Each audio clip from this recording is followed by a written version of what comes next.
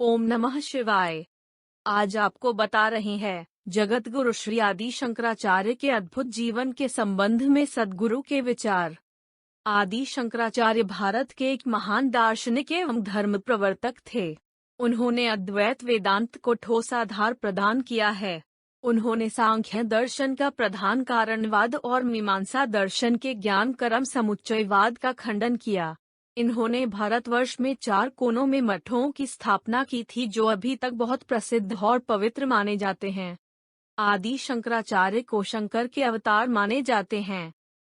सद्गुरु बताते हैं कि आदि शंकराचार्य एक अद्भुत प्रतिभा संपन्न व्यक्ति थे।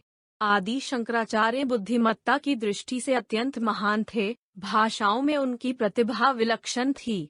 सबसे ज्यादा महत्वपूर्ण बात यह है कि वे एक आध्यात्मिक प्रकाश स्तंभ थे और भारत के गौरव भी।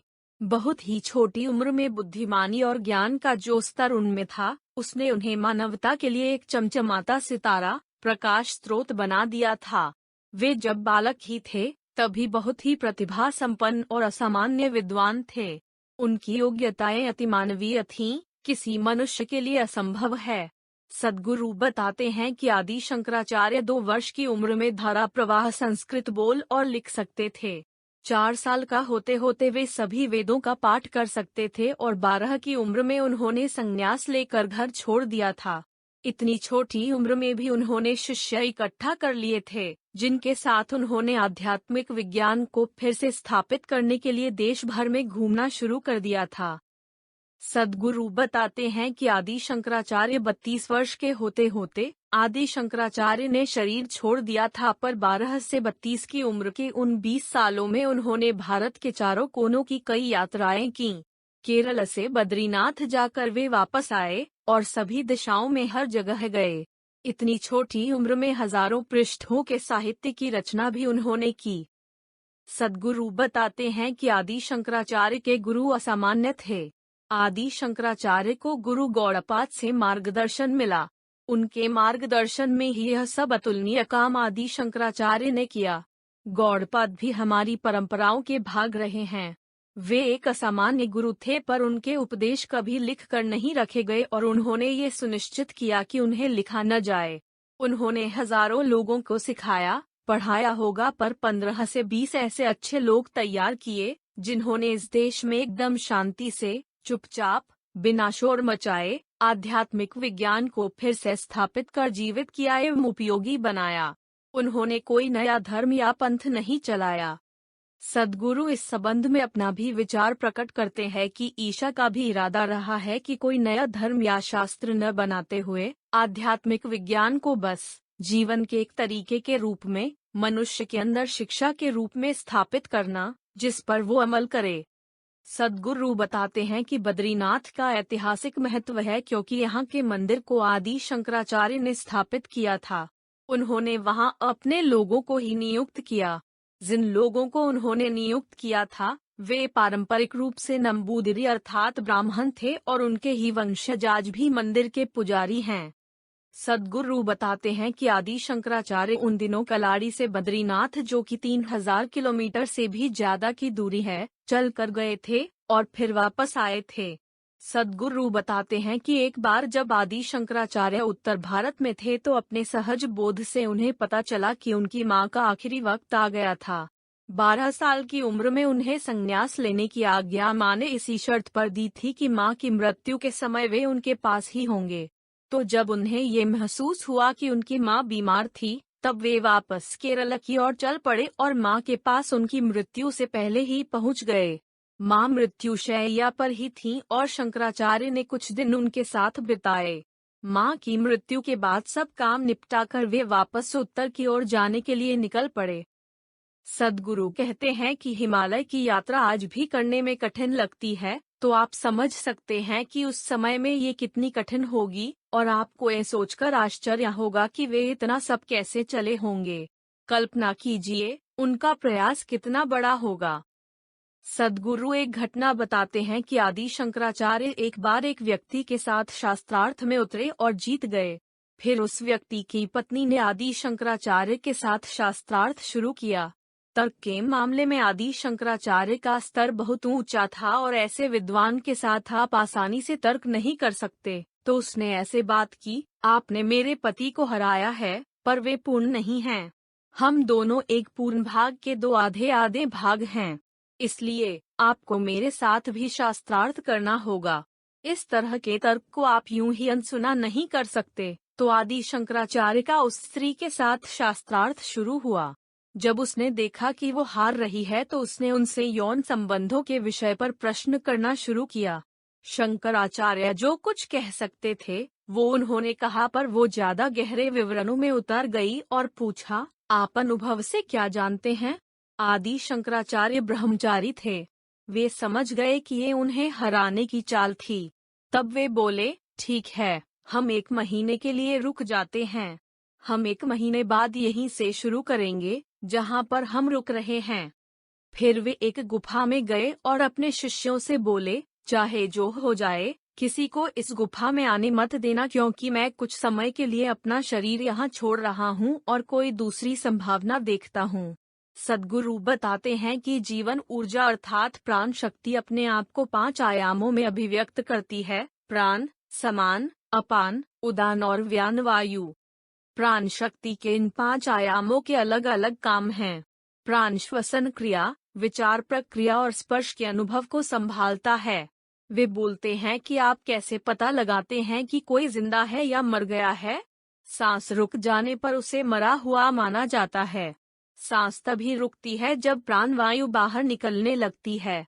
वे बताते हैं कि लगभग 1.5 घंटे में प्राणवायु पूरी तरह से बाहर निकल जाती है। इसीलिए ये हमारी परंपरा है कि सांस रुक जाने और मृत घोषित होने के बाद भी मृत व्यक्ति का अंतिम संस्कार तुरंत नहीं करते। 1.5 घंटे रुकते हैं, क्योंकि उस समय तक उसकी विचार प्रक्रिया और स्पर्श अनुभव पूरी तरह से बंद नहीं होते। कई प्रकार से वो व्यक्ति अभी भी जीवित है, क्योंकि और इतने समय में उसे चिता की आग का एहसास हो सकता है, क्योंकि प्राणवायु के बाकी आयाम तो अभी भी शरीर में हैं। अंतिम आयाम व्यान 12 से 14 दिनों तक वहीं रह सकता है। शरीर का टिके रहना और एक रूप में रहना व्यान की वजह से ही होता है। वे बताते हैं कि जब आदि शंकराचार्य अपने शरीर में से बाहर निकले तो उन्होंने अपने व्यान को प्रणाली में ही रहने दिया, क्योंकि शरीर को उसके सही रूप में रखना जरूरी था। सद्गुरु बताते हैं कि उसी समय ऐसा हुआ कि एक राजा को किसी कोब्रा ने डस लिया था और वो मर गया था। जब कोब्रा का जहर किसी के शरीर में घुसता है तो खून जमने लगता है और सांस लेना कठिन हो जाता है। जब खून का बहना मुश्किल होता है तो सांस लेना भी कठिन हो जाता है और प्राणवायु के निकल जाने के पहले ही सांस रुक जाती है। सद्गुरु बताते हैं, अगर किसी को इस शरीर में प्रवेश करना हो तो ये एक अच्छी स्थिति होती है। सामान्य रूप से आपके पास इसके लिए 1.5 घंटे का समय होता है, पर अगर मृत्यु कोब्रा के जहर से हुई है तो 4.5 घंटे का समय मिलता है। तो आदि शंकराचार्य को ये मौका मिला और वे आसानी से राजा के शरीर में प्रवेश पा गए। उसके बाद उन्होंने वो सब कर लिया जिससे वे अनुभव से उन सवालों का जवाब दे सके जो उन्हें शास्त्रार्थ में पूछे गए थे। राजा के कुछ नजदीकी बुद्धिमान लोग थे जिनके ध्यान में ये बात आ गई कि जिस आदमी को उन्होंने मृत घोषित किया था वो अचानक ही बहुत सारी ऊर्जा के साथ उठ बैठा था, पर उसका व्यवहार पहले जैसा नहीं था और ऐसा लगता था कि उस शरीर में कोई और आ गया था। तो उन्होंने सारे शहर में सैनिकों को भेजा कि अगर कहीं भी कोई भी मृत शरीर दिखे तो उसे तुरंत जला दें, जिससे अगर उस जीव ने जिसका वो शरीर था राजा के शरीर में प्रवेश किया हो तो वो राजा के शरीर को छोड़कर वापस न जा सके, क्योंकि अब राजा तो जीवित हो ही गया है। भले ही वो कोई दूसरा आदमी है तो क्या हुआ, लगता तो वो ही है। पर उन्हें सफलता नहीं मिली और शंकराचार्य अपने शरीर में वापस पहुंच गए। सद्गुरु बताते हैं कि आदि शंकराचार्य ने शिष्यों को व्यावहारिक पाठ पढ़ाया। इस संबंध में सद्गुरु एक घटना बताते हैं कि एक बार तेज चलते हुए आदि शंकराचार्य जब एक गांव पहुंचे तो उनके पीछे चल रहे उनके शिष्य कुछ पीछे रह गए थे। गांव के बाहर उन्होंने कुछ लोगों को शराब पीते हुए देखा। ये शायद घर पर बनी शराब थी जिसे ताड़ी या अरक कहते हैं। भारत में उन दिनों शराब की दुकानें गांव के बाहर ही हुआ करती थीं। उन्हें गांव के अंदर नहीं रखा जाता था, ये गांव के बाहर ही होती थी। शंकराचार्य ने कहा, आदि शंकराचार्य ने उन लोगों को नशे की हालत में देखा। सद्गुरु कहते हैं कि आप जानते ही होंगे कि शराबी हमेशा यही सोचते हैं कि वे जीवन का मजा ले रहे हैं और बाकी के लोगों को ये नहीं मिल रहा है। तो उन्होंने शंकराचार्य पर कुछ ताने कसे। बिना एक शब्द बोले शंकराचार्य दुकान में घुसे, एक घड़ा उठाया और उसे एक सांस में पीकर वे आगे चलने लगे। तब तक उनके पीछे उनके शिष्य वहां आ गए थे और उन्हें पीता देखकर चर्चा करने लगे, जब अपने गुरु पी सकते हैं तो हम क्यों नहीं। शंकराचार्य समझ गए कि उनके पीछे क्या चल रहा था। जब वे अगले गांव पहुंचे तो उन्होंने एक लुहार को उसकी दुकान पर काम करते देखा। आदि शंकराचार्य दुकान के अंदर गए और पिघले हुए लोहे से भरा एक घड़ा उठाकर उसे पी गए और फिर आगे चल पड़े। अब उन शिष्यों की हिम्मत नहीं थी कि वे गुरु की नकल करने की सोच भी सकें।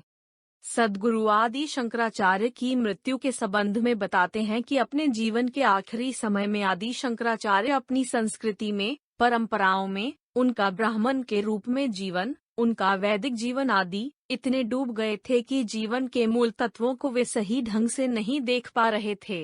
एक दिन वे एक मंदिर में प्रवेश कर रहे थे और उसी समय एक दूसरा आदमी बाहर आ रहा था। वो आदमी छोटी जाति का था और आदि शंकराचार्य ब्राह्मण थे, शुद्ध लोगों में सबसे ज्यादा शुद्ध। तो उन्हें ये अपशकुन जैसा लगा कि जब वे अपने भगवान की पूजा करने जा रहे थे तो ये छोटी जाति वाला आदमी बीच में आ गया था। शंकराचार्य ने कहा, रास्ते से हटो। वो आदमी बस वहीं खड़ा रहा और बोला, किसे हटना है, मुझे या मेरे शरीर को? उसने बस यही पूछा। ये शब्द शंकराचार्य के हृदय में एकदम जबरदस्त रूप से चुभ गए और ये आखिरी बार ही था कि उन्होंने ऐसा कुछ कहा। उसके बाद उन्होंने कोई उपदेश नहीं दिए। वे सीधे हिमालय चले गए। उनको फिर कभी किसी ने नहीं देखा।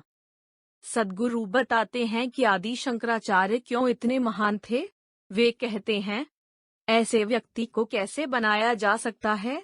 अपने छोटे से जीवन में वे इस देश की लंबाई चौड़ाई कई बार नाप चुके थे और हजारों पृष्ठों का अद्भुत साहित्य रच चुके थे। इतनी ऊर्जा, इतना उत्साह, इतनी बुद्धिमत्ता उनमें कहाँ से आई? एक पहलू जो बहुत महत्वपूर्ण भी है और प्रतीकात्मक भी, वो ये है कि उनका जन्म कलाड़ी के पास के एक गांव में हुआ था। कलाड़ी आज एक छोटा शहर है। कलाड़ी का मतलब है पांवों के नीचे। दक्षिण में हम भारत माता के चरणों के पास में हैं और इसकी वजह से हमें कई तरह से बहुत फायदा हुआ है। चाहे कोई भगवान हो, आदमी, स्त्री, बच्चा, जानवर, पेड़ या चट्टान, पत्थर हो, हमने सबके सामने झुकना सीखा है। चर्चा के दौरान सद्गुरु महाभारत की एक सुंदर कहानी सुनते हैं।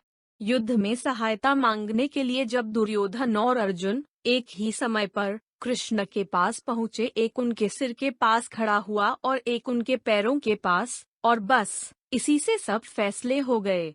उस दोपहर में जब अर्जुन कृष्ण के पैरों के पास खड़े हुए तो मूल रूप से उसी समय उन्होंने युद्ध जीत लिया। सद्गुरु बताते हैं कि हमारे देश का, हमारी संस्कृति का यही मूल स्वभाव है। हम मुंह पर इसीलिए उठते हैं क्योंकि हम हर चीज के सामने झुकते हैं। दूसरों को हटाकर, धक्का देकर हम अपना रास्ता नहीं पाते। हम झुकते हैं इसीलिए ऊपर की ओर उठते हैं। भारत का अर्थ यही है कि हमने हमेशा से सीखा है कि हम दिव्यता के पैरों की तरफ कैसे रहें। ये अपना बड़प्पन दिखाने की, दिखावे की संस्कृति नहीं है, स्वाभाविक नम्रता की संस्कृति है। चाहे कोई भगवान हो, आदमी, स्त्री, बच्चा, जानवर, पेड़ या चट्टान, पत्थर हो, हमने सबके सामने झुकना सीखा है। बस इस एक पहलू की वजह से हमारे यहाँ महान लोग हुए हैं। दिव्यता के पैरों के पास होने से हम सीखे हैं, विकसित हुए हैं, खिले हैं और एक लंबे समय तक बाकी की दुनिया के लिए मार्गदर्शक प्रकाश स्तंभ बने हैं। हजारों साल पहले, आदि शंकराचार्य से बहुत पहले, आदि योगी के समय से बहुत सारे योगियों, दिव्यदर्शियों, ऋषियों और संतों ने ये बात कई तरह से कही है। जिस बुद्धिमत्ता और स्पष्टता से उन्होंने अपनी बात कही और जिस उत्साह और ऊर्जा से सारे देश में इसका प्रचार प्रसार किया, उसकी वजह से आदि शंकराचार्य को एक अलग, महान स्थान प्राप्त है।